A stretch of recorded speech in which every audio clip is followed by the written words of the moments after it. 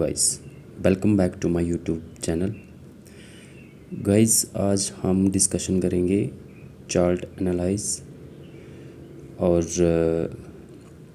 आपका ट्रेड कैसे लेते हैं और चार्ट को कैसे एनालाइज करते हैं, उसमें इंडिकेटर कौन से होते हैं।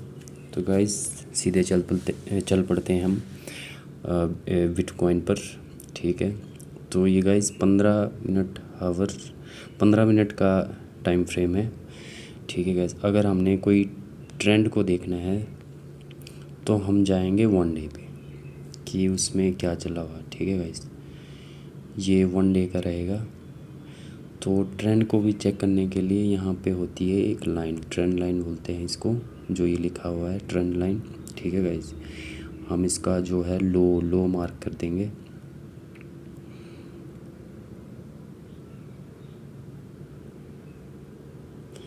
अभी प्राइस ने जो रिसेंट लो मारा है उसको मार्क करेंगे। ठीक है गाइस, तो यहाँ पे क्या दिख रहा है कि प्राइस 62,500 से ऊपर की ओर रैली कर रहा है।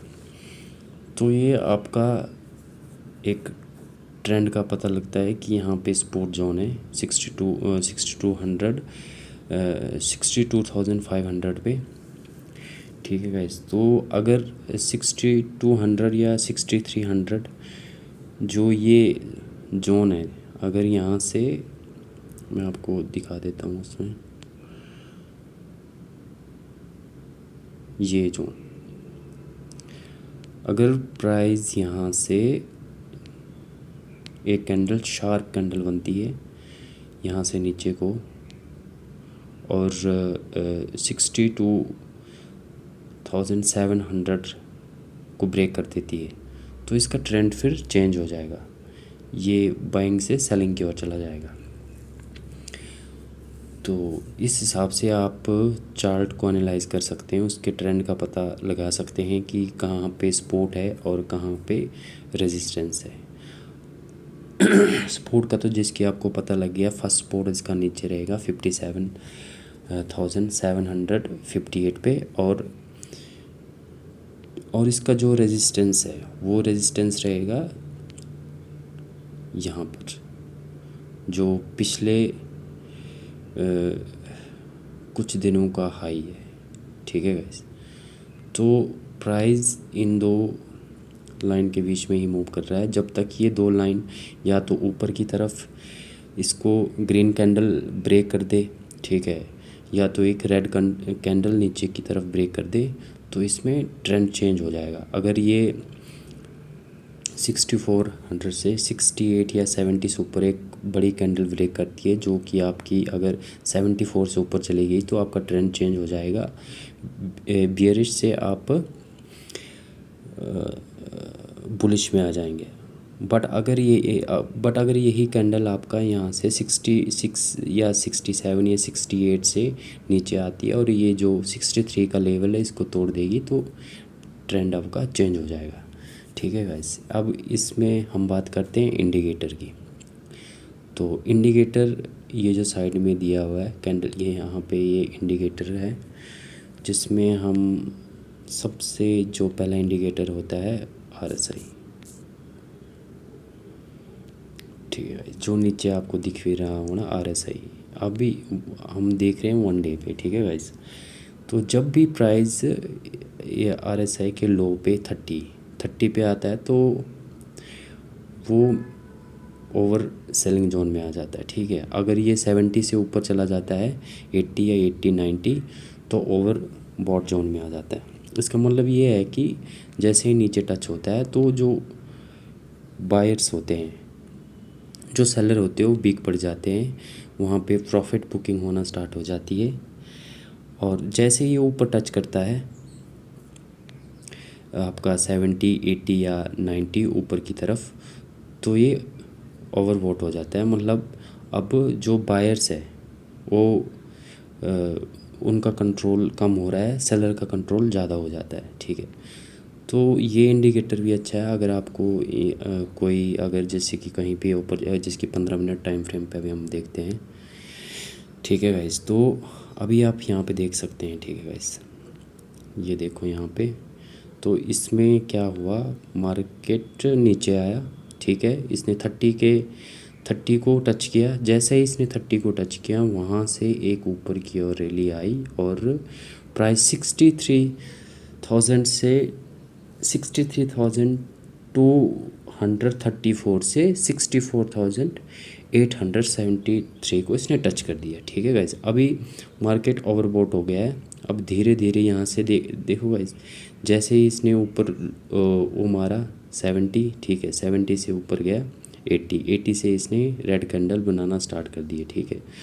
अगर बायर का जो बायर ठीक स्ट्रॉन्ग रहेंगे तो ये ऐसे धीरे धीरे जैसे कि धीरे धीरे यहाँ पे 1 2 3 4 यहीं पे इसी जोन पे कैंडल बनाएगा, फिर जैसे जैसे RSI नीचे आएगा फिर एकदम से ऊपर की ओर शार्प कैंडल बन जाएगी, ठीक है गाइस। मतलब अभी मैक्सिमम ऐसा हो चुका है कि जिन्होंने भी 15 मिनट टाइम फ्रेम पे ट्रेड लिया है तो मैक्सिमम यहाँ पे प्रॉफिट बुकिंग होना स्टार्ट हो गई है, ठीक है। अगर यहाँ पे कोई और बायर्स आते हैं तो प्राइस मूव होगा। अगर प्राइस यहीं पे धीरे धीरे नीचे की ओर आता है तो वो प्राइस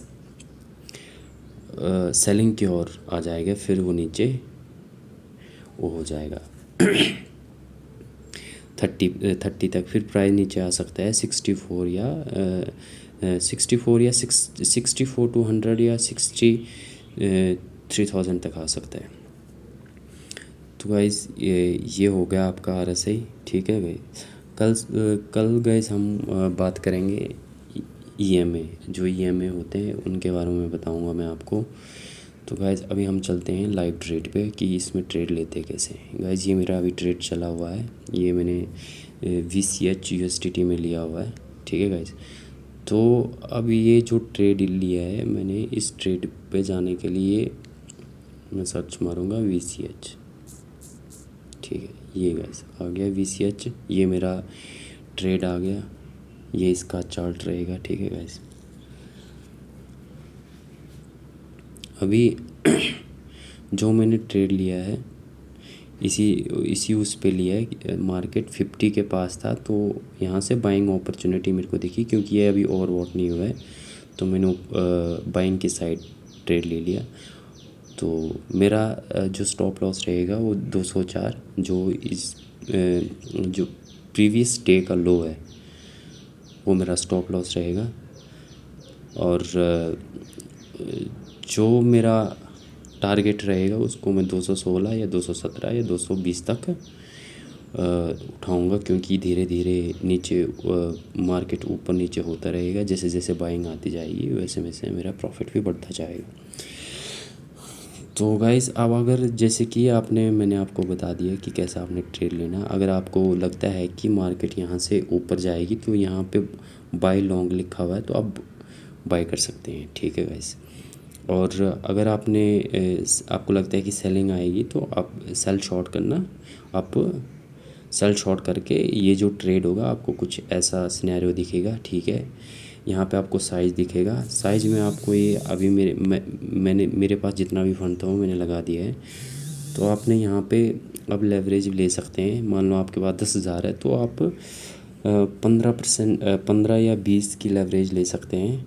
अगर आप बिगिनर हो तो इतनी लेवरेज नहीं लेनी है आपने मोस्टली अगर लेनी होगी तो 2 या 3 तक ले सकते हैं आप, ठीक है गाइस। ये 15 20 और 25 ये बहुत ही हाई रिस्क होता है, इसमें आपके लिक्विडेट होने का बहुत ज़्यादा चांस रहता है।